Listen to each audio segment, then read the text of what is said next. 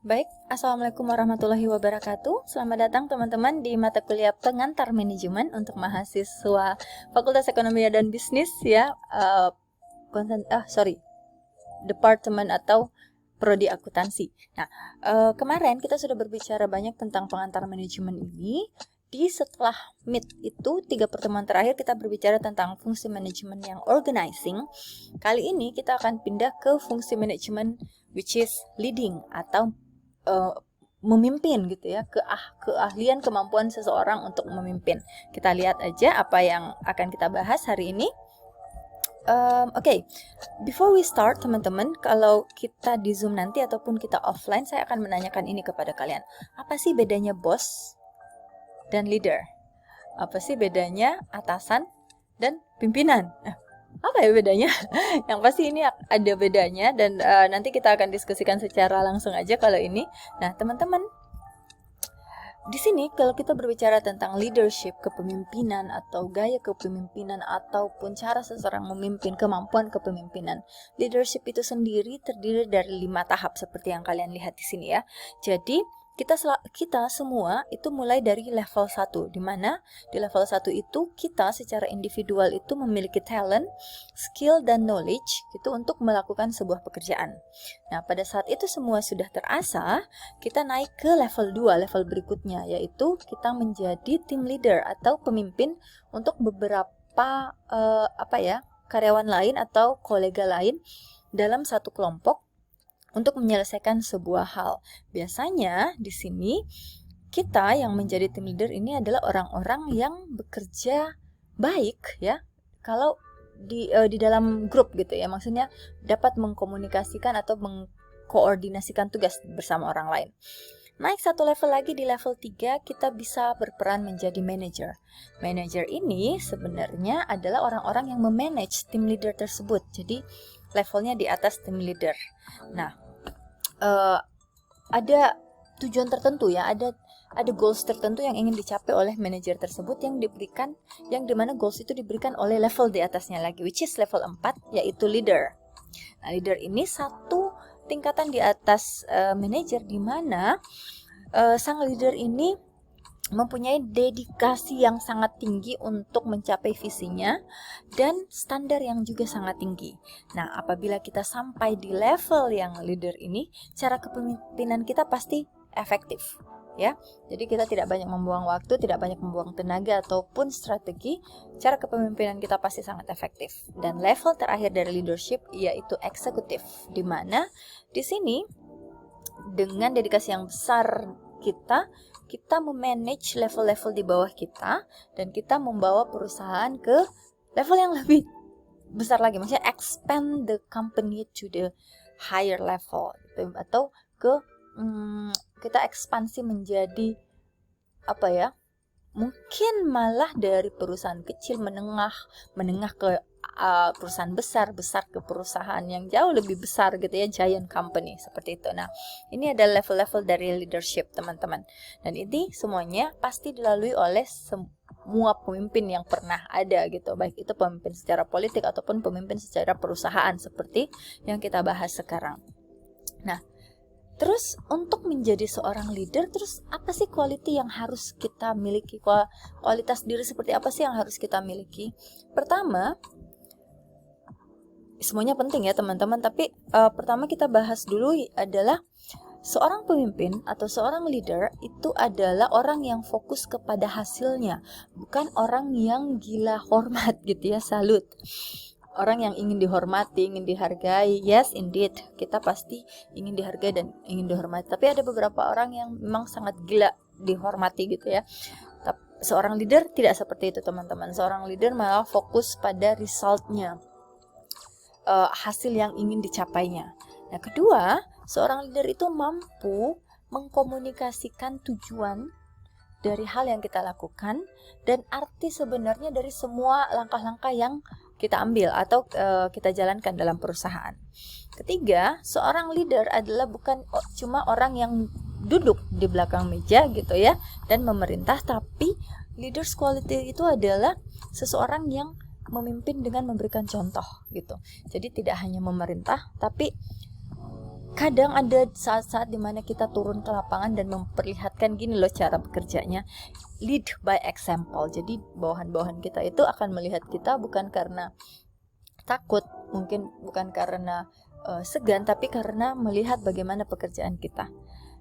Keempat adalah seorang leader mampu menciptakan climate of trust, atau seorang leader dapat menciptakan iklim atau lingkungan yang saling mempercayai satu sama lain gitu, tidak ada kecurigaan dan lain-lain. Ini berarti seorang leader itu harus mengkomunikasikan dan terbuka. Nah, dengan melakukan komunikasi dan keterbukaan itu, climate of trust pasti bisa dicapai. Berikutnya adalah leader qualities. Ini berhubungan dengan materi yang kita bahas sebelumnya. What is that? Diversity.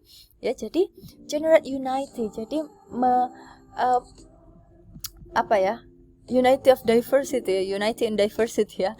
Bineka Tunggal Ika. Jadi menyatu gitu tanpa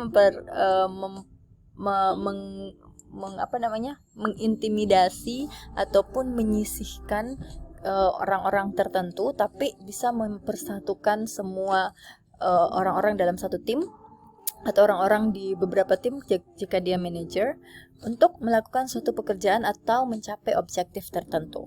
Nah, itu adalah quality dari seorang leaders. Jadi kalau kalian punya leaders atau kalian punya bos, punya atasan, lihatlah quality ini dalam dirinya untuk bisa memperlihatkan apakah atasan kita itu sebenarnya bos atau leader. Nah, ini saya sedikit menjawab tadi pertanyaan yang tadi ya. Nah, next, ada beberapa prinsip-prinsip dasar yang harus dilakukan seorang leader atau dalam menerapkan gaya kepemimpinan dalam perusahaan. Nah, prinsip-prinsip ini berkaitan erat dengan bagaimana seorang leader memperlakukan karyawannya. Pertama adalah seorang leader itu harus mengenal karyawannya. Maksudnya bukan mengenal secara maksudnya personal ya, tapi at least kita tahu, leader itu tahu potensi apa yang dimiliki oleh karyawan A, bagaimana cara memotivasi karyawan B, atau apa sih yang ditakutkan oleh karyawan C. Jadi gitu. Jadi dengan mengenal karyawan kita dapat menempatkan mereka di posisi atau tim yang tepat dengan karakter mereka. Kedua, menciptakan sistem rewards ya. Jadi kinerja itu diukur dan kinerja itu memang harus mendapatkan rewards. Jadi untuk top performance harusnya dalam memimpin sebuah perusahaan kita harus mengetahui siapa saja yang mempunyai top performance dan itu harus diberikan rewards. Rewards itu atau penghargaan itu tidak selamanya dalam bentuk uang. Ya, itu yang harus kita perhatikan, bahwa bisa saja rewards itu berupa certificate of achievement contohnya, atau bentuk terima kasih, atau makan malam, atau voucher, atau dan lain-lain. At least kita memberikan rewards kepada orang-orang yang sudah bekerja keras. Ketiga, memberikan kesempatan untuk memecahkan masalah. Ini berarti kita sebagai leaders itu memberikan kesempatan anggota tim kita atau bawahan kita untuk mencoba melakukannya sendiri, mencari solusinya sendiri, enggak harus di-drive atau disetir terus-menerus. Keempat adalah flexible, of course, tentu saja, jadi tidak kaku. Dan kelima, melakukan review kinerja secara objektif. Nah, kunci dari melaksanakan perencanaan, pelaksanaan itu ada di tahap akhirnya, evaluasi. Jadi jika kita melakukan sesuatu, merencanakan dan melakukan sesuatu tanpa evaluasi, kita tidak bisa melakukan peningkatan di kegiatan-kegiatan selanjutnya. Jadi seorang leader atau dalam gaya kepemimpinan kita harus tahu bahwa review kinerja itu sangat penting dilakukan. Next, kita sudah berbicara tentang principle dan juga qualities. Sekarang bagi seorang leaders, bagaimana sih pendekatan-pendekatan yang bisa dilakukan? Ada dua cara nih dalam melakukan pendekatan. Pertama, kita berorientasi pada tugas atau kita berorientasi pada SDM. Nah, ini juga akan menjadi tugas kita nanti. Nah, silakan kalian bisa browsing untuk menambah data. Orientasi pada tugas itu berarti kita berorientasi pada apa sih yang harus dicapai, berapa biaya yang harus dicapai, berapa lama waktu yang harus diperlukan, ya. Itu untuk menyelesaikan satu tugas tertentu. Nah, sedangkan orientasi pada SDM adalah melihat apa sih kelebihan-kelebihan dari SDM kita, apa sih yang potensi-potensi yang bisa diangkat dari SDM kita, lalu dari situ kita menentukan sebuah tugas atau task atau project yang dijalankan oleh karyawan. Jadi ada dua cara yang berbeda, lagi-lagi ini saya akan jelaskan pada saat kita Zoom ataupun offline supaya kita bisa langsung memberikan contoh atau berdiskusi ya. Jadi ada dua, orientasi pada tugas dan orientasi pada SDM. Sama dengan style. Style juga seperti itu teman-teman. Style kepemimpinan itu ada yang transactional leader, ada yang transformational leader. Di era 4.0 ini, transformational leader itu yang sangat dicari-cari. Transformational leader itu adalah leader yang bukan hanya berfungsi sebagai bos, tidak hanya berfungsi sebagai atasan, tapi juga berfungsi sebagai panutan, role model, orang yang bisa menumbuhkan motivasi kita, orang yang bisa mengangkat potensi kita, dan orang yang bisa melakukan evaluasi terhadap kekurangan kita.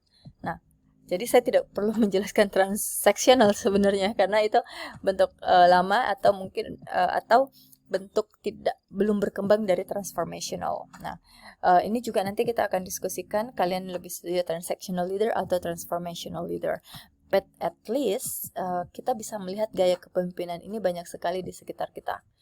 Ya, itu juga akan menjadi tugas berarti ya. Nanti kita akan diskusi siapa sih si A ini menurut kalian transactional leader atau transformational leader. And then I think this is the last ya. I think this is the last. Jadi berbicara tentang leading atau memimpin atau leadership kepemimpinan atau pemimpin, teman-teman, hari ini kita berbicara tentang quality apa sih yang dimiliki, berapa level tingkatan leadership itu, sampai pendekatan-pendekatan seperti apa atau style seperti apa. Nah, di slide terakhir kita akan berbicara tentang untuk seorang leader, karena kita berhubungan dengan manusia, which is so difficult to handle karena terlalu banyak karakter yang berbeda-beda kan. Jadi ada taktik yang bisa dijalankan, ada tips dan trik bagaimana kita bisa menekankan pengaruh kita kepada para bawahan kita. Pertama, kalau bisa dilihat di sini, use rational persuasion. Kita mendorong seseorang, memberikan tugas kepada seseorang, tapi dengan alasan yang rasional gitu ya. Bukan berarti mengeluarkan si A karena ketidaksukaannya akan hobinya si A contohnya, tapi kita menggunakan alasan yang sangat rasional. Kedua, help people to like you. Bagaimana secara orang mencintai, menyukai kita itu adalah dengan cara banyak berkomunikasi, baik terbuka, sehingga orang-orang tersebut, bawahan-bawahan kita tersebut yang tidak mengenal kita bisa menyukai kita. Jika bawahan menyukai kita, it means agak lebih mudah dalam mendelegasikan tugas dan bekerja sama dalam tim. Berikutnya, rely on the rule of it's difficult. Rely on the rule of reciprocity. Nah, ini berarti bahwa kita dalam memimpin teman-teman, kita harus ada rule yang harus dijalankan, which is itu jangan dibuat sangat kaku, tapi tidak juga dibuat sangat fleksibel. It means that bawahan kita itu masih mengetahui atau masih tahu batas-batas yang harus mereka lewati atau jalankan atau mereka lakukan dalam melaksanakan tugasnya. And then develop allies. Allies ini kayak apa ya? Kalau perang itu berarti sekutu ya. Jadi kita harus membuat orang bukan hanya menyukai kita seperti yang tadi, help people to like you, tapi membuat orang itu menjadi sekutu kita. Jadi pada saat kita menentukan sesuatu, ada pihak-pihak yang selalu membantu kita berada di kubu yang sama. And then ask for what you want. Tanyakan apa sih yang diinginkan oleh si karyawan tersebut. Memimpin itu bukan hanya ngomong, tapi kemampuan mendengarkan itu sangat penting untuk seorang pemimpin. Dan terakhir, appeal to higher authority. Jadi kita harus memperlihatkan ini ya, tadi berhubungan dengan tidak kaku tapi tidak juga sangat-sangat fleksibel gitu ya. Jadi ada saat-saat di mana karyawan itu bisa sangat santai bersama kita, tapi ada saat-saat bahwa mereka harus tegas, kita harus tegas dalam melakukan pekerjaan dan mereka harus tahu itu. Oke, nah I think that's all untuk teori materi hari ini ya, which is leading. Nanti kita lanjutkan di Zoom atau offline. Terima kasih sudah mendengarkan teman-teman. Saya akhiri. Assalamualaikum warahmatullahi wabarakatuh.